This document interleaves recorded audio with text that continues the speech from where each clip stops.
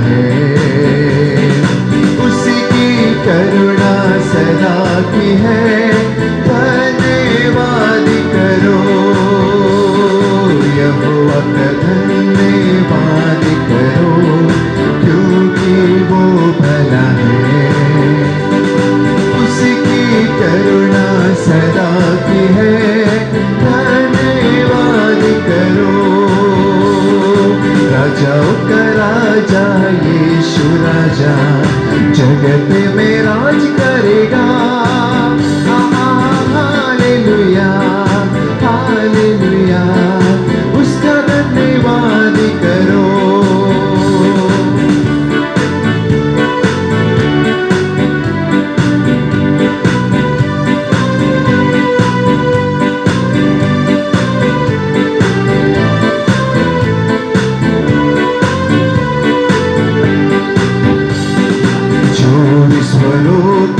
ईश्वर है, उसका धन्यवाद करो, उसकी करुणा सदा की है, धन्यवाद करो। जो ईश्वरों का ईश्वर है, उसका धन्यवाद करो,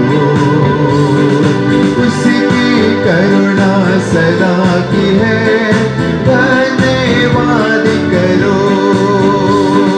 राजाओं का राजा यीशु राजा जगत में राज करेगा। हालेलुया हालेलुया, उसका धन्यवाद करो। जो प्रभुओं का प्रभु है, उसका धन्यवाद करो, उसकी करुणा सदा की है, धन्यवाद करो। जो प्रभुओं का प्रभु है, उसका धन्यवाद करो, उसकी करुणा सदा की है, धन्यवाद करो। राजाओं का राजा यीशु राजा जगत में राज करेगा। हालेलुया हालेलुया, उसका धन्यवाद करो। राजाओं का राजा यीशु राजा जगत में राज करेगा। हालेलुया हालेलुया, उसका धन्यवाद करो। हालेलुया हालेलुया, उसका धन्यवाद करो। हालेलुया हालेलुया, उसका धन्यवाद करो। हालेलुया। लिखा गया है कि यहोवा का धन्यवाद करो, क्योंकि वो भला है और उसकी करुणा सदा के और सदा के लिए है। हालेलुया। प्रियो, मैं नहीं जानता कि आप कहां से हमको देख रहे हैं, इस वीडियो के माध्यम से आप हमें कहां से देख रहे हैं, लेकिन प्रभु यीशु आज आपसे बात करना चाहता है।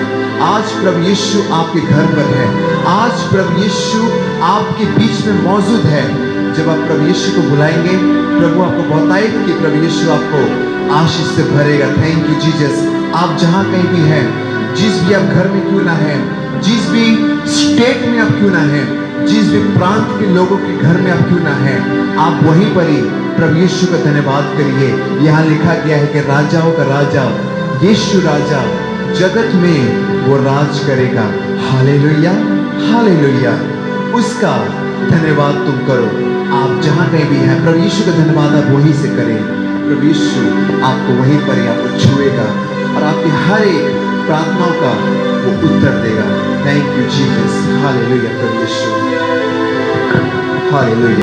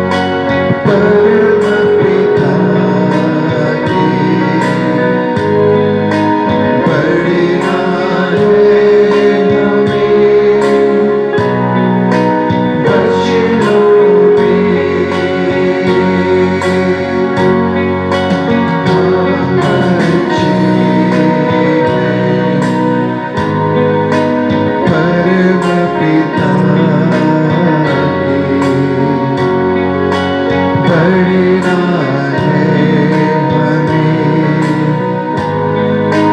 बचनों में।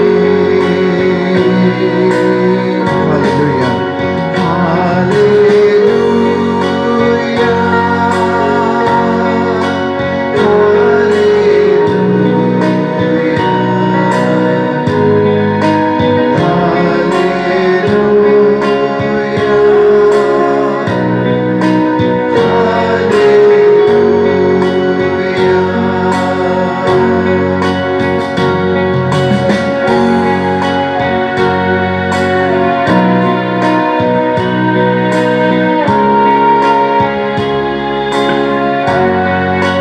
मिलती है हमें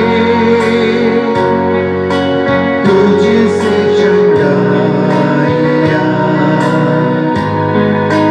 देता तू हमें पापों से मुक्ति। मिलती है हमें तुझसे चंगाइयाँ, देता तू हमें पापों से मुक्ति। हालेलुया,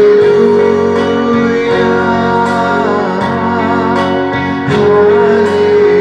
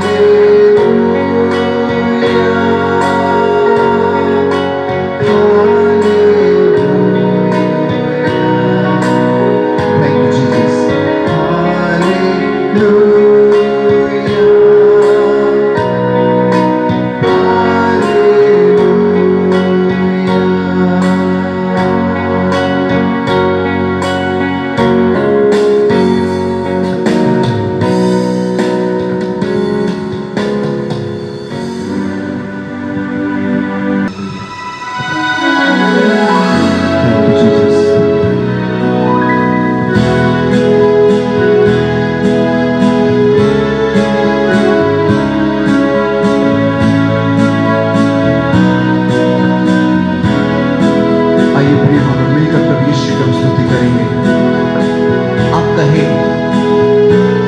मेरे जीवन का रखवाला सिर्फ और सिर्फ प्रभु यीशु है और उसको छोड़ कोई नहीं।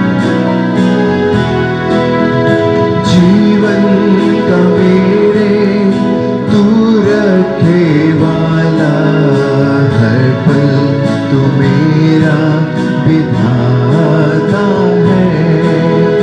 जीवन का मेरे तू रखे वाला, हर पल तू मेरा विधाता है।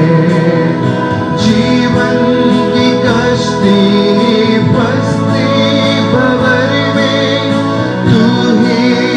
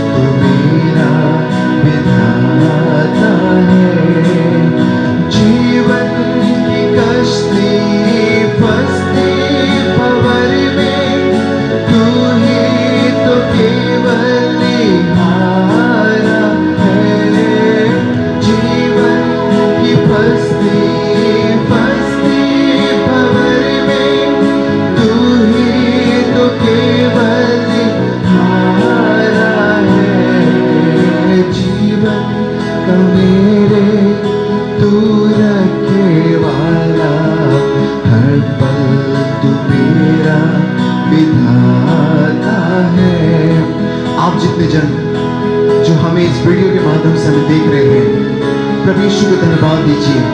प्रभु यीशु को अपने पास बुलाए, अपने घर पर बुलाए और कहिए, मेरा जीवन का मीत तू है, जीवन का मेरे तू रखे वाला, हर पल तू मेरा विधाता है।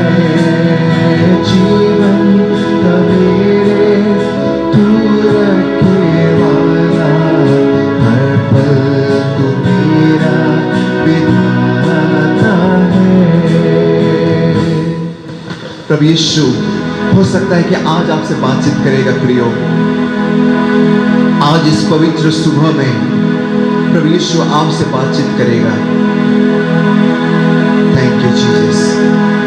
अगर आपको किसी भी बात की कोई चिंता है, किसी भी बात की कोई प्रॉब्लम है, अगर आपको यीशु के बारे में अगर आपको जानना है, जो अभी स्क्रीन पे दिया हुआ जो नंबर है, उस नंबर पे आप हमें कॉल कर सकते हैं। उस नंबर पे कॉल करें हमें, हम आपको यीशु के बारे में आपको बताएंगे। आपकी जो भी प्रॉब्लम है, जो भी प्रार्थनाएं हैं, हम आपके लिए प्रार्थना हम जरूर करेंगे। Thank you Jesus. वचन में लिखा गया है कि जहां 2 या 3 मेरे नाम से इकट्ठे होते हैं, वहां पे मैं इकट्ठा होता हूं। हो सकता है कि आप अकेले बैठे हो, आप किसी दोस्त के साथ अभी आप बैठे हो, आप अपने फैमिली के साथ बैठे हुए हैं, लेकिन ध्यान रखिए आप अकेले नहीं हैं। प्रभु यीशु आपके संग है, वहां पर वो आपके बीच अभी वो मौजूद है। Thank you Jesus. प्रभु यीशु को अपने पास बुलाएं, अपने पास आने का उसे फिर से एक मौका दें। Thank you Jesus. आज प्रभु यीशु आपको बहुतायत की आशीष से वो जरूर आपको भरेगा, जरूर वो नवाजेगा। Thank you Jesus. जीवन को देने वाले पवित्र जन सामर्थ्य प्रभु यीशु, हम आपको धन्यवाद देते हैं प्रभु यीशु, सुंदर समय के लिए, इस सुंदर अवसर के लिए। प्रभु यीशु हम प्रत्येक को तू आशीष कर। जितने जन इस ऑनलाइन सर्विस में यहाँ पर हैं, जितने जन इस वीडियो के माध्यम से हमें देख रहे हैं, प्रभु यीशु वो जहाँ कहीं भी है, प्रभु यीशु उन्हें तू अभी तू छू के तू उन्हें शुद्ध कर। उनकी हर एक परेशानियों को, उनके हर एक दुख को उनको तू दूर कर। प्रभु यीशु प्रार्थना करते हैं प्रभु यीशु हमें तू आशीष कर। आज के दिन हमें तू बहुतायत की आशीष से तू भर दे। In the name of Jesus प्रभु यीशु, जो कोई भी देख रहा है प्रभु यीशु उन्हें तू आशीष कर, और यहाँ जितने जन हैं उन सभी को तू आशीष कर। प्रभु यीशु प्रार्थना करते हैं प्रभु यीशु, हम तेरे पास आए हैं, हम तेरे पास अपने सरों को हम झुकाते हैं प्रभु यीशु। सारी आदर, सारी महिमा, सारे गौरव और सारी प्रशंसा आज हम आपको देते हैं। प्रार्थना प्रभु यीशु मसीह के नाम में सुन ग्रहण कर। आमीन आमीन आमीन आमीन। हालेलुया। प्रिय प्रभु आपको बहुत बहुत बहुत आशीष दे। अगर आप पीस चर्च को लव ऑफरिंग अगर आप भेजना चाहते हैं, दान अगर आप भेजना चाहते हैं, सपोर्ट करना चाहते हैं, तो अभी जो स्क्रीन पे दिया हुआ जो नंबर है, जो गूगल पे जो नंबर है, जो QR कोड है, आप उसे स्कैन करें। आपकी जो भी शक्ति हो आप वहां पर दें। प्रभु यीशु आपको उसी में प्रभु यीशु आपको आशीष देगा, क्योंकि प्रभु यीशु आपको माइनस में नहीं, प्लस में नहीं, ना डिवाइड में, बल्कि वो मल्टीप्लाई करके वो आपको ब्लेसिंग्स देता है। वो आपको 100 गुना में और 1000 गुना में वो आपको लौटा कर वो आपको देगा। हालेलुया। आप जितने जन हैं सभी को प्रभु यीशु बहुत बहुत बहुत प्यार करता है। आप सभी को जय मसीह की। आइए आज के वचन की तरफ हम लोग चलते हैं। Thank you Jesus. सबको जय मसीह की। हमें आशा है कि आज की आराधना के जरिए आपको बड़ी आशीष मिली होगी और आज के प्रेयर सेशन के जरिए भी आपको बड़ी आशीष मिली होगी। आइए हम प्रभु के वचन की ओर जाएं। इससे पहले मेरे साथ निकाले यिर्मयाह उसका 38 अध्याय 1 से लेकर 13 पद तक। यहाँ पर लिखा हुआ है, फिर जो वचन यिर्मयाह सब लोगों से कहता था उनको मत्तान के पुत्र शपन्याह, पशूहर के पुत्र गल्दिया और सलेम्याह के पुत्र युकुल और मलकिया के पुत्र पशूहर ने सुना। यहोवा यूँ कहता है कि जो कोई इस नगर में रहेगा वो तलवार, महंगी और मरी से मरेगा, परंतु जो कोई कसदियों के पास निकल भागे वो अपना प्राण बचाकर जीवित रहेगा। यहोवा यूँ कहता है कि यह नगर बेबीलोन के राजा की सेना के वश में कर दिया जाएगा और वह उसको ले लेगा। इसलिए उन हाकिमों ने राजा से कहा, उस पुरुष को मरवा डाल, क्योंकि वह इस नगर में बचे हुए योद्धाओं और अन्य सब लोगों से ऐसे ऐसे वचन कहता है जिससे उनके पांव हाथ ढीले पड़ जाते हैं, क्योंकि वह पुरुष इस प्रजा के लोगों की भलाई नहीं वरन बुराई ही चाहता है। सिदकिय्याह के राजा ने कहा, सुनो वह तो तुम्हारे वश में है, क्योंकि ऐसा नहीं हो सकता कि राजा तुम्हारे विरुद्ध कुछ कर सके। तब उन्होंने यिर्मयाह को लेकर राजपुत्र मलकिया के उस गड्ढे में जो पहरे के आंगन में था रस्सियों से उतार कर डाल दिया, और उस गड्ढे में पानी नहीं केवल दलदल था, और यिर्मयाह कीचड़ में धंस गया। उस समय राजा बेन्यामीन के फाटक के पास बैठा था।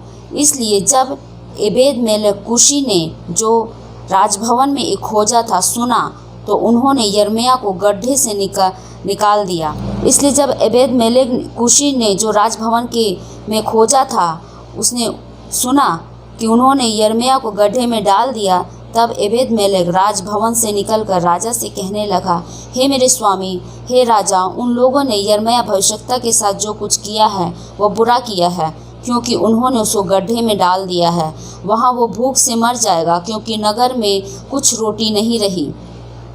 तब राजा ने एबेद-मेलेक कूशी को यह आज्ञा दी कि यहाँ से 30 पुरुष ले जाकर यिर्मयाह भविष्यद्वक्ता को मरने से पहले गड्ढे में से निकाल। अतः एबेद-मेलेक उतने पुरुष को साथ ले जाकर राजभवन के भंडार के तलघर में गया और वहाँ से फटे पुराने कपड़े और चिथड़े लेकर यिर्मयाह के पास उस गड्ढे में रस्सियों से उतार दिया। तब एबेद-मेलेक कूशी ने यिर्मयाह से कहा, ये पुराने कपड़े और चिथड़े अपनी कांखों में रस्सियों के नीचे रख ले। यिर्मयाह ने वैसा ही किया। तब उन्होंने यिर्मयाह को रस्सियों से खींचकर गड्ढे में से निकाला और यिर्मयाह पहरे के आंगन में रहने लगा। हालेलुया। जीवन को देने वाले पवित्र जीवित सामर्थ्य प्रभु यीशु, हम धन्यवाद देते हैं प्रभु इस वचन के लिए पिता। जब हमारे भाई बहन जो इस फेसबुक के माध्यम से तेरे वचन को सुने प्रभु जी, प्रभु आशीष पाए प्रभु तेरे वचन के माध्यम से प्रभु जी, और सब कुछ प्रभु हम आपके हाथों में सौंपते प्रभु। मैं अपने आप को भी आपके हाथों में सौंपती हूँ प्रभु यीशु नाम से मांगते, सुने ग्रहण कर, आमीन। हालेलुया।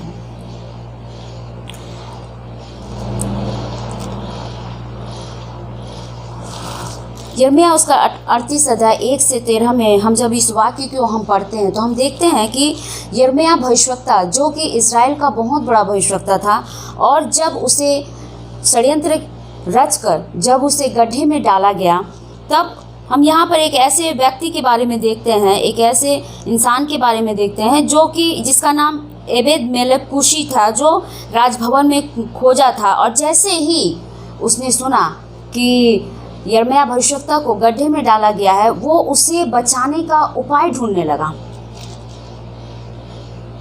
इस वचन के पढ़े जाने के अनुसार मेरा आज का विषय है कि छुटकारे का काम किस रीति से हम देखते हैं यहाँ पर, कि जैसे ही उसने सुना कि यिर्मयाह भविष्यद्वक्ता को गड्ढे में डाला गया है, और वो बहुत इस बात को लेकर वो सोच में पड़ गया और वो दौड़कर राजा के पास गया। वो उपाय ढूंढने लगा कि कैसे उस गड्ढे से उसे निकाला जाए, क्योंकि वो वहाँ पर मर जाएगा। परमेश्वर के भक्त को लेकर उसके मन में एक पीड़ा हुई कि जिसे गड्ढे में डाला गया है कि तो वो मर जाएगा, वहाँ पर ख़त्म हो जाएगा। लेकिन उसका मन बहुत ही दुखी हुआ और वो दौड़कर ये सोचने लगा, दौड़कर वो राजा के पास गया और उपाय ढूंढने लगा। और जब हम यिर्मयाह 38 अध्याय 11 से 13 में हम देखते हैं, तो अगर आप पूरे वाक्य को जब आप ध्यान से देखेंगे, पूरे उदाहरण को जब हम देखेंगे, इस पूरे वाक्य को जब आप ध्यान से पढ़ेंगे, तो हम देखते हैं कि किस रीति से एक व्यक्ति जो गड्ढे में है किस रीति से उसे निकाला जा रहा है वहाँ से। यदि हम इस उदाहरण को हम देखें कि किस रीति से प्रभु यीशु मसीह जब मानव जाति इस संसार में, जब पूरा संसार जब पाप में दबा हुआ था, जब कोई वे नहीं था, जब कोई रास्ता नहीं था, किस रीति से प्रभु यीशु मसीह इस संसार में आया और उसने अपने आप को क्रूस पर दे दिया और उसके कोड़े खाने से, उसके मार खाने से, उसके क्रूस पर लहू बहाने से मानव जाति का छुटकारा हुआ। हालेलुया। हम इस कहानी के माध्यम से, उस उदाहरण से हम देखते हैं कि हमारे प्रभु यीशु मसीह ने जो पाप के गड्ढे से, मनुष्य जाति को पाप के गड्ढे से निकालने के लिए किस रीति से वो इस संसार में आया, किस रीति से उसने अपने आप को इस संसार में मानव जाति को छुटकारे के काम को पूरा करने के लिए वो किस रीति से इस संसार में आ गया। यदि आप दूसरा कुरिन्थियों उसका 8 अध्याय 9 पद में पढ़ेंगे तो वहाँ पर लिखा हो कि प्रभु यीशु मसीह का अनुग्रह से ही, कि उसके कंगाल होने से वो हमारे लिए कंगाल हो गया ताकि हम धनी हो जाएं। हालेलुया। ये उसका अनुग्रह है कि वो हमारे लिए कंगाल बना ताकि हम धनी हो जाए। वो हमें दासत्व से, गरीबी से निकालने के लिए वो कंगाल हुआ ताकि हम धनी हो जाएं। हालेलुया। यदि आप गलतियों उसका 4 अध्याय 4 पढ़ेंगे तो वहाँ पर लिखा हुआ, जब समय पूरा हुआ तो परमेश्वर ने अपने पुत्र को इस संसार में भेजा। गलतियों 4 अध्याय 4 पद में लिखा हो कि जब समय पूरा हुआ तब परमेश्वर ने अपने पुत्र को इस संसार में भेजा। यदि आप यूहन्ना उसका 3 अध्याय 16 पद पढ़ेंगे वहाँ पर आपको मिलेगा, क्योंकि परमेश्वर ने जगत से ऐसा प्रेम किया कि उसने अपना इकलौता पुत्र दे दिया ताकि जो कोई उस पर विश्वास करे वो नाश ना हो परंतु अनंत जीवन पाए। लेकिन जो विश्वास ना करे तो वो दोषी ठहर चुका, लेकिन जो विश्वास करता है उसके लिए दंड की आज्ञा नहीं है, उसके लिए दंड की कोई आज्ञा नहीं है। पहला तीमुथियुस उसके 1 अध्याय 15 में लिखा हुआ है कि यह बात सच है कि यीशु इस संसार में आया मानव जाति को पाप के गड्ढे से निकालने के लिए, मानव जाति को, पूरे संसार को इस पाप के जो मानव जाति, पूरा संसार जो पाप में फंसा हुआ था, जिसके लिए कोई होप नहीं थी, जिसके लिए कोई रास्ता नहीं था, रास्ता बनाने के लिए उसने कहा कि मैं ही मार्ग हूँ, मैं ही सत्य हूँ, मैं ही जीवन हूँ। रास्ता बनाने के लिए वो इस संसार में आया और उसने हमारे लिए अपने आप को क्रूस पर दे दिया कि उसके कोड़े खाने से हम चंगे हो जाएं, उसके कोड़े खाने से हमें निजात मिल जाए, उसके कोड़े खाने से हमारी बीमारियां चली जाएं। जब उसने क्रूस पर चढ़कर मृत्यु के डंक को तोड़ दिया और वो क्रूस पर मारा गया, गाड़ा गया, तीसरे दिन मुर्दों में से जी उठा और मनुष्य जाति के छुटकारे के लिए, मनुष्य जो पाप के गड्ढे में था, जिसके लिए कोई आशा नहीं थी, जिसके लिए कोई रास्ता नहीं था, जिसको कोई बचा नहीं सकता था, जिसके लिए कोई कुछ कर नहीं सकता था, ऐसी परिस्थितियों में हम देखते हैं कि प्रभु यीशु इस संसार में आया। पहला तीमुथियुस 1 अध्याय 15 में लिखा, यह बात सच है कि यीशु संसार में आया और वो इस संसार में आया और समय पर उसने अपने काम को पूरा किया और पूरे संसार को, पूरे मानव जाति को पाप के गड्ढे से निकालने का काम किया। हालेलुया। यिर्मयाह उसका 38 का 7 में हम देखते हैं कि जैसे ही एबेद-मेलेक ने सुना और देखा तो वो मन से दुखी हुआ। परमेश्वर के भक्त के लिए वो मन से दुखी हुआ, वो बहुत ही वो तड़प से भर गया, उसको तकलीफ हुआ, ये बहुत तकलीफ हुआ उसे ये सुनकर कि उसके साथ, परमेश्वर के भक्त के साथ बहुत ही बुरा हुआ है। और वो सोचने लगा, वो रास्ता निकालने लगा कि हमें क्या करना है और वो रास्ता बनाने लगा। हालेलुया। यिर्मयाह की तकलीफ को देखकर वो हम यहाँ पर जब आप पढ़ेंगे तो आपको मिलेगा कि वो यिर्मयाह उसने सुना, उसने उसकी तकलीफ को महसूस किया, परमेश्वर के भक्त की तकलीफ को महसूस किया। सुनते ही उसे ये महसूस हुआ कि वो कैसी तकलीफ में है और वो दौड़कर वो राजा के पास जाकर परमेश्वर के भक्त को निकालने का उपाय ढूंढने लगा। हालेलुया। प्रभु यीशु मसीह ने भी मानव जाति के छुटकारे के लिए उनके दुखों को समझा। प्रभु यीशु मसीह ने भी, जब मानव जाति पाप के दासत्व में फंसी हुई थी, उनके छुटकारे के लिए उनको छुटकारा देने के लिए, पूरी मानव जाति को, मुझे, हम सबको छुटकारा देने के लिए हमारे दुख को समझा और दुख को समझ के ही वो इस संसार में आया और उसने छुटकारे के काम को पूरा किया।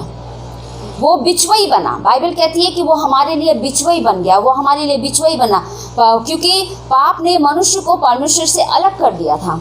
बाइबल कहती है कि पाप ने मनुष्य को परमेश्वर से अलग कर दिया था, लेकिन पाप की दीवार को गिराने के लिए, मनुष्य जिस गड्ढे में था उस गड्ढे से निकालने के लिए प्रभु यीशु मसीह आए, वो रास्ता बना। उसने कहा मैं ही द्वार हूँ, मैं ही द्वार हूँ। उसने कहा मैं ही रास्ता हूँ। वो हमारे लिए रास्ता बन गया और हमारे लिए पहुँच गया उस गड्ढे में जहाँ कोई नहीं पहुँच सकता था, उस दलदल में, और पाप की कीच में, उस पाप के दलदल में जहाँ कोई नहीं जाना चाहता था, वहाँ पर वो गया और उसने उसका पूरा मूल्य चुकाया। बाइबल कहती है कि उसने हमारे मूल्य को चुकाया है, उसने हमारा पूरा दाम चुकाया है, उसने हमें दाम देकर मोल लिया है और उसने कहा तुम मेरे हो, मैंने तुम्हें दाम देकर मोल लिया। उसने हमारा कर्ज चुकाया है। हालेलुया। उसने हमारे कर्ज का पेमेंट किया है, हमारे पापों के भुगतान, हमने जो पाप किए उसका भुगतान किया है। हमारी सजा को उसने हम अपने ऊपर ले लिया। जो सजा हमारे लिए थी वो सजा प्रभु यीशु ने अपने कांधे पर ली। जो कोड़ों की मार हमारे लिए थी वो उसने अपने लिए अपने ऊपर वो कोड़े खाए। जो पाप की सजा हमारे लिए थी वो सजा उसने हमारे लिए ले ली। क्यों? ताकि उसने अपने ऊपर ले ली, ताकि हमारे लिए एक रास्ता बन सके, क्योंकि कोई रास्ता नहीं बन रहा था, कोई आ नहीं रहा था छुड़ाने के लिए, कोई आ नहीं रहा था बचाने के लिए। मनुष्य जाति के लिए कोई रास्ता नहीं था, कोई बचाव का रास्ता नहीं था। लेकिन वही एक परमेश्वर, एक उद्धारकर्ता सही समय पर, बाइबल कहती है कि सही समय पर परमेश्वर का पुत्र इस संसार में आया और वो मानव जाति के लिए, पूरे संसार के लिए, पूरे मानव जाति के लिए वो क्रूस पर चढ़ गया और हमें दासत्व से, पाप के दासत्व से, गुलामी से, उस पाप के गड्ढे से, मृत्यु के गड्ढे से हमेशा के लिए छीन लिया, छुड़ा लिया और मृत्यु के डंक को उसने क्रूस पर तोड़ डाला है। हालेलुया। हम एक ऐसे परमेश्वर की आराधना करते हैं जो हमसे प्यार करता है, अनकंडीशनल लव, जिस प्यार में कोई कंडीशन नहीं है, जिस प्यार में कोई कंडीशन नहीं है, कोई स्वार्थ नहीं है। उसने कहा तुम सिर्फ मेरे हो। हालेलुया। बाइबल कहती है कि जो कोई तुम्हें छूता है वो मुझे छूता है। प्रभु का वचन कहता है कि जो कोई परमेश्वर के भक्तों को छूता है या परमेश्वर की किसी संतान को छूता है, जो उसके नाम लेने वाले हैं, चाहे वो छोटा से छोटा क्यों ना हो, यदि कोई उसे छूता है तो वो मुझे छूता है। लेकिन परमेश्वर का प्यार और अनुग्रह ऐसा है कि वो हमसे बहुत अद्भुत प्यार करता है और उस प्यार की कोई सीमा नहीं है, कोई लिमिट नहीं है। अनलिमिटेड प्यार किया है, अनकंडीशनल लव किया है। मतलब जिस प्यार में कोई कंडीशन नहीं है कि ऐसा करेंगे तो ऐसा होगा, ऐसा कोई कंडीशन नहीं है कि आप ऐसा करोगे तो ऐसा नहीं, कोई कंडीशन नहीं है। सिर्फ उसने कहा कि मैंने तुम्हें दाम देकर मोल लिया है और तुम मेरे हो। हालेलुया। मेरे प्रिय भाई बहनों, हम एक ऐसे परमेश्वर की आराधना करते हैं जिसने हमारे लिए, हमें पाप के दासत्व से छुड़ाने के लिए, हमने जो अब यहाँ पर देखा यिर्मयाह भविष्यवक्ता के विषय में, जो कि एक उदाहरण के तौर पर कि जिस गड्ढे में वो था, अबेद-मेलेक नाम का एक इंसान, जिसको सुनकर उसे तकलीफ हुआ और वो दौड़कर राजा के पास गया। राजा के पास जाकर उसने इस विषय पर उसने राजा से चर्चा की और कहा कि उसके साथ बुरा हुआ है। और यदि आप यिर्मयाह उसका 38 अध्याय 10 और 11 पढ़ेंगे, अबेद-मेलेक यिर्मयाह की सहायता के लिए राजा के पास जाकर उससे गिड़गिड़ाता है, उससे बातें करता है कि राजा यिर्मयाह के साथ बहुत बुरा हुआ है और यदि उसे बचाया ना जाए तो वहाँ भूख से मर जाएगा, क्योंकि शहर में रोटी नहीं है। और राजा ये बात सुनकर उसने कहा ठीक है, अपने साथ 30 लोगों को लेकर जा। हम देखते हैं अबेद-मेलेक यिर्मयाह भविष्यवक्ता को बचाने के लिए 30 लोगों का झुंड लेकर जाता है और उस गड्ढे के पास जाता है जहाँ पर यिर्मयाह भविष्यवक्ता को बंद करके रखा गया था। बाइबल कहती है कि जब उसे उस गड्ढे में उतारा गया तो उसमें धंस गया था, उस कीचड़ में धंस गया था, वो वहाँ पर ख़त्म हो जाता। लेकिन अबेद-मेलेक वहाँ पर एक छुड़ाने वाले के रूप में जाता है। कोई नहीं जा रहा था उसे बचाने के लिए, यिर्मयाह भविष्यवक्ता को, परमेश्वर के भक्त को बचाने के लिए कोई नहीं जा रहा था। एक ऐसा इंसान जा रहा था जो कि एक खोजा था और जो कि इथियोपिया से आया हुआ था। वहाँ पर वो राजा के दरबार में नियुक्त था और वो उसे परमेश्वर के भक्त के विषय में जब सुना तो उसका मन दुख से भर गया, वो चिढ़ गया और वो राजा के पास जाकर कहने लगा वो वहाँ मर जाएगा। राजा ने कहा ठीक है, अपने साथ 30 लोगों को लेकर जा और वो राजा की आज्ञा पाकर वो वहाँ पर पहुँच पहुंच गया परमेश्वर के भक्त को बचाने के लिए। मेरे प्रिय भाई बहनों, ऐसे ही दशा हम मनुष्य जाति की भी है, मनुष्य जाति की थी। जब इस पाप के दासत्व से बचाने के लिए, छुड़ाने के लिए इस संसार में जब कोई नहीं था, जब हम मर रहे थे, जब हम खत्म हो रहे थे, हम जब नाश हो रहे थे। बाइबल कहती है कि यिर्मयाह, यदि आप यशायाह 53 अध्याय में पढ़ेंगे, वहाँ पर आपको मिलेगा कि हम तो सब के सब भेड़ों के नाई भटक गए थे, सब ने अपना अपना मार्ग ले लिया था। लेकिन सही समय पर वो हमें बचाने आया, सही समय पर वो हमें ढूंढने आया, सही समय पर उसने हमें रास्ता दिखाया, सही समय पर उसने हमें उस गड्ढे में से छुड़ा लिया जिसमें हम फंसे हुए थे। हालेलुया। मेरे प्रिय भाई बहनों, जीवन में आप जिस किसी भी गड्ढे में क्यों ना हो सकता है कि आज आप चिंता के गड्ढे में हैं, हो सकता है कि आज आप परेशानी के गड्ढे में हैं, हो सकता है कि आज आप कर्ज के गड्ढे में हैं, हो सकता है कि आज आप बीमारी के गड्ढे में हैं, हो सकता है कि आज आप बीमारी के बिस्तर में पड़े हैं, हो सकता है आज आप हॉस्पिटल के बेड में हैं, हो सकता है कि डॉक्टर ने आपके लिए कहा है कि आपके लिए कोई आशा नहीं है, हो सकता है आपकी परिस्थितियां आपसे कहती हैं कि आपके लिए कोई आशा नहीं है और आप अपने आप को अकेला महसूस करते हैं और आप सोचते हैं कि अब मेरे लिए कोई आशा नहीं है, क्योंकि मैं एक ऐसे गड्ढे में पड़ा हूँ, मैं एक ऐसे गड्ढे में पड़ी हूँ, वहाँ से मुझे कोई नहीं निकाल सकता। मैं एक ऐसे पाप के दलदल में फंस गया हूँ, मैं एक ऐसे पाप के दलदल में फंस गई हूँ जहाँ से मुझे कोई नहीं निकाल सकता और मेरे लिए कोई आशा नहीं है, क्योंकि मैं तो धंसता ही जा रहा हूँ, मैं तो धंसती ही जा रही हूँ। मेरी परिस्थितियाँ मुझे बताती है कि अब कुछ नहीं हो सकता। नहीं मेरे प्रिय भाई बहनों, हार मत मानिएगा, हार मत मानिएगा, क्योंकि आपके लिए एक होप है, आपके लिए एक आशा है और उसका नाम यीशु मसीह है। हालेलुया। एक सच्ची आशा है इस संसार में, उसका नाम यीशु मसीह है, जिसने आपको आशा देने के लिए, आपको जीवन का रास्ता दिखाने के लिए, आपको बचाने के लिए, आपके कर्ज को चुकाने के लिए, आपकी चिंताओं को दूर करने के लिए, आपकी परेशानियों को दूर करने के लिए, आपकी बीमारियों को दूर करने के लिए, आपके दुख को दूर करने के लिए, आप जिस गड्ढे में आज आप पाए जाते हो उन सब से निकालने के लिए उसने आज से 2000 साल पहले कलवरी क्रूस पर हर एक दुख का कर्ज चुका दिया है। और वो कहता है कि आप अकेले नहीं है। उसने कहा मत डर, मैं तेरे साथ हूँ, इधर उधर मत ताक, मैं तेरा परमेश्वर हूँ, मैं तुझे दृढ़ करूँगा, मैं तुझे मजबूत करूँगा, मैं तेरी सहायता करूँगा।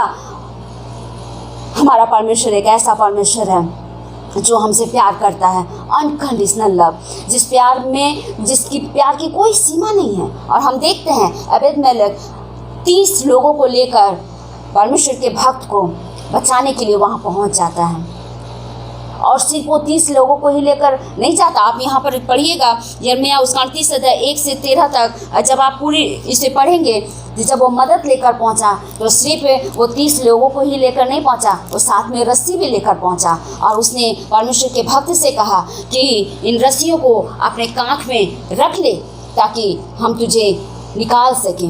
मेरे प्रिय भाई बहनों, मत्ती उसका 18-19 पद में लिखा हुआ है कि हम जो कुछ एक मन होकर परमेश्वर से मांगते हैं तो वो सुनी जाती हैं। आज आप जिस भी परिस्थिति में क्यों ना हो, एक मन होकर अपने परिवार के साथ एक मन एक आत्मा होकर सहमति में आकर प्रार्थना करें। बाइबल में लिखा हुआ है कि जब कोई एक परिवार या 2 जन एक मन होकर जब प्रार्थना करते हैं तो स्वर्ग में हाँ और आमीन है। हमारी प्रार्थनाएं, मेरे प्रिय भाई बहनों, आप जो भी हैं, आपकी परिस्थितियां जो भी हैं, इतना याद रखिए, आपकी प्रार्थनाएं हाँ और आमीन है परमेश्वर के सामने, उसके अनुग्रह के सिंहासन के सामने। मनुष्य ने आपको ना कहा है, डॉक्टर ने आपको ना कहा है, आपकी परिस्थितियों ने आपको ना कहा है, लोगों ने आपको ना कहा है, आप जहाँ रहते हैं वहाँ के लोगों ने आपको ना कहा होगा, आपके हालातों ने आपको ना कहा होगा, लेकिन मेरे प्रिय भाई बहनों, प्रभु यीशु ना नहीं कहता। आपकी प्रार्थनाएं हाँ और आमीन है उसके अनुग्रह के सिंहासन के सन्मुख। इसलिए हार मत मानिए, एक मन एक आत्मा होकर प्रभु के सिंहासन के सन्मुख आए, उसके अनुग्रह के सिंहासन के सन्मुख आए और प्रभु से कहें, प्रभु मुझे तेरी ज़रूरत है, मुझे तेरी ज़रूरत है, क्योंकि उसने ऑलरेडी आपके लिए हर एक कर्ज को चुका दिया है। यदि आपको लगता है कि रास्ता नहीं है, अब सब खत्म, नहीं, रास्ता है। रास्ते का नाम प्रभु यीशु मसीह है। यदि आपको लगता है कि मेरे जीवन में कोई आशा नहीं है, सब खत्म है, यिर्मयाह भविष्यवक्ता को भी ऐसा ही लगता होगा जब वो उस गड्ढे में था, जब सारा संसार, किसी को पता नहीं है कि यिर्मयाह भविष्यवक्ता को गड्ढे में डाला गया है, जब उसे कुछ पता नहीं था, उसे नहीं पता था कि परमेश्वर ने किसी एक ऐसे पुरुष को, एक खोजी को उसके लिए नियुक्त किया है, अपने भक्त को छुटकारे के लिए नियुक्त कर दिया है, जब यिर्मयाह को पता नहीं था। लेकिन यिर्मयाह तो रोता होगा उस गड्ढे में कि प्रभु अब तो मैं ख़त्म हो जाऊंगा, ये मेरा लास्ट मोमेंट है। वो सोचता होगा प्रभु क्या मेरी सेवा ख़त्म, वो यही सोचता होगा। लेकिन नहीं, हमारी परिस्थितियां हमारे कानों में आके कहती हैं बस ख़त्म। लेकिन नहीं, हमारा परमेश्वर हमारे अनुसार नहीं चलता। बाइबल कहती है कि हमारे विचार उसके विचार एक जैसे नहीं हैं।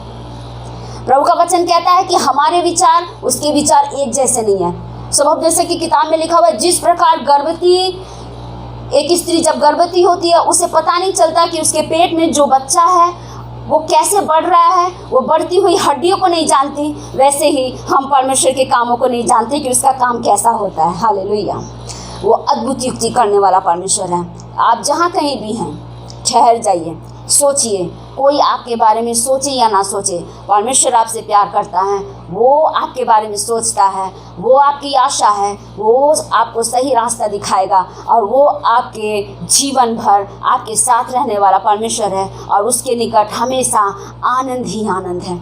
उसके अनुग्रह की सिंहासन के सन्मुख आए। हार मत मानिए अपने जीवन में। परिस्थितियाँ जो कोई भी हो, जैसी भी परिस्थिति हो, जैसे परमेश्वर ने अपने भक्त यिर्मयाह भविष्यवक्ता को बचाने के लिए एक ऐसे इंसान को भेजा जिसे कोई पसंद नहीं करता, उस पर तो लोग हंसते हैं। परमेश्वर ऐसे लोगों को खड़ा करता है अपने लोगों के लिए और वो वहाँ पर अबेद-मेलेक पहुँचता है और परमेश्वर के भक्त को वहाँ से निकलने में मदद करता है। उसने ना ही सिर्फ मदद की पर उसने एक रस्सी भी बनवाई जिससे उस गहरे गड्ढे में से यिर्मयाह भविष्यवक्ता को निकाला जा सके। मरकुस उसका 10 अध्याय 21 पद में लिखा हुआ है कि कंगालों पर दया करो। यदि आपके पास है तो आप लोगों पर दया कीजिए। क्योंकि परमेश्वर भरपूरी से सहायता कीजिए लोगों की। प्रभु का वचन कहता है कि लोगों की सहायता करें। यदि कोई दुख में है तो उनकी सहायता करें ताकि समय पर वो आपके दूतों को आपके लिए अपॉइंट कर सकें। मेरे प्रिय भाई बहनों, हार मत मानिए। आप जहाँ कहीं भी हैं, आप जहाँ से भी आप हमें देख रहे हैं, इतना याद रखिए कि एक परमेश्वर है जो आपसे बहुत प्यार करता है और उसका नाम प्रभु यीशु मसीह है। वो आपको गड्ढे में मरने के लिए नहीं छोड़ देगा, वो ज़रूर उस अपनी ओर से आपके लिए सहायता भेजेगा। भजनकार दाऊद कहता है कि मैं अपनी आँखें पर्वतों की ओर लगाऊंगा, मुझे सहायता कहाँ से मिलेगी? मुझे सहायता यहोवा की ओर से मिलती है जो आकाश और पृथ्वी का करता है। हालेलुया। हमारा परमेश्वर एक ऐसा परमेश्वर है जो आपको ना कभी छोड़ेगा और ना ही कभी ना ही कभी आपको त्यागेगा। हमेशा विश्वास में रहें, प्रार्थना में रहें और उस पर भरोसा रखें। प्रभु आप सबको बड़ी आशीष दे। जय मसीह।